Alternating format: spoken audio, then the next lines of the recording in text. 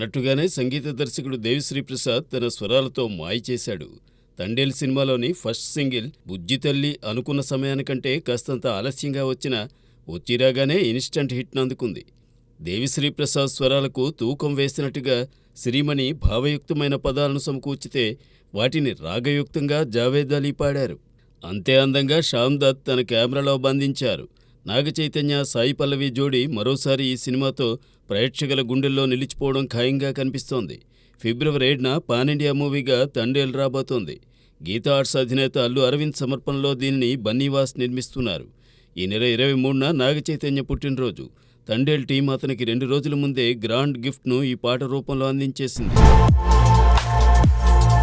ఛత్రపతి శివాజీ మహారాజ్ తనయుడు సంభాజీ జీవిత చరిత్ర ఆధారంగా తెరకెక్కుతోంది ఛావా చిత్రం. విక్కీ కౌశల్, రష్మిక మందన్న జంటగా నటిస్తున్న ఈ సినిమాలో అక్షయ్ ఖన్నా ఔరంగజేబ్ పాత్రను పోషించాడు. ఈ చారిత్రక చిత్రానికి ఏఆర్ రెహమాన్ సంగీతాన్ని అందిస్తుండగా లక్ష్మణ్ ఉటేకర్ దర్శకత్వం వహిస్తున్నారు. డిసెంబర్ 6న విడుదల కావలసిన ఈ సినిమాను జనవరి 10కి వాయిదా వేశారనే వార్తలు ఆ మధ్య వినిపించాయి. అయితే ఇప్పుడు దీనిని ఫిబ్రవరి 19న శివాజీ జయంతి సందర్భంగా విడుదల చేయబోతున్నట్లు తెలుస్తోంది. మొత్తం మీద పుష్ప 2తోనూ గేమ్ చేంజర్తోనూ పోటీ పడాల్సిన ఛావా సైలెంట్గా ఫిబ్రవరి ద్వితీయార్ధానికి వెళ్ళిపోయింది. ఇప్పటికే పుష్ప 2 నుండి విడుదలైన 2 పాటలు చార్ట్ బస్టర్లో చోటు సంపాదించుకున్నాయి. ఇప్పుడు ముచ్చటగా 3వ సాంగ్ రాబోతోంది. విశేషమేమంటే ఇది చివరాఖరున చిత్రీకరణ జరుపుకున్న ఐటెం సాంగ్.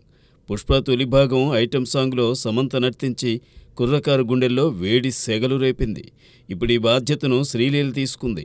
డాన్సింగ్ స్టార్గా పేరు తెచ్చుకున్న శ్రీలీల బన్నీతో కలిసి ఏ మేరకు ఈ పాటలో ఎరగదీసిందో నవంబర్ 24న తెలియబోతోంది.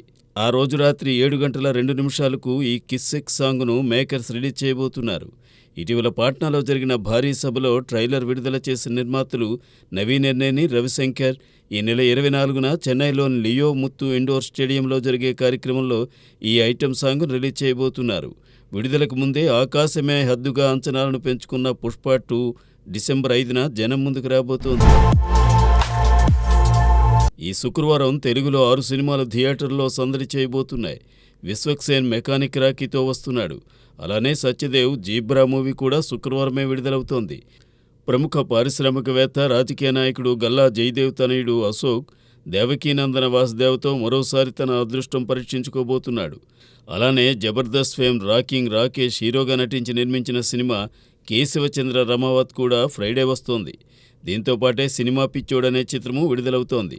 ఇవన్నీ స్ట్రైట్ తెలుగు సినిమాలు కాగా తమిళ అనువాద చిత్రం కూడా ఒకటి శుక్రవారం విడుదలవుతోంది. అదే సన్నీ లియోన్ నటించిన సస్పెన్స్ హారర్ థ్రిల్లర్ మూవీ మందిర. కొమ్ములపాటి శ్రీధర్ సమర్పణలో సాయి సుధాకర్ నిర్మించిన ఈ సినిమాకు ఆర్ యువన్ దర్శకత్వం వహించారు. మందిరగా టైటిల్ రోల్ను సన్నీ లియోన్ పోషించింది.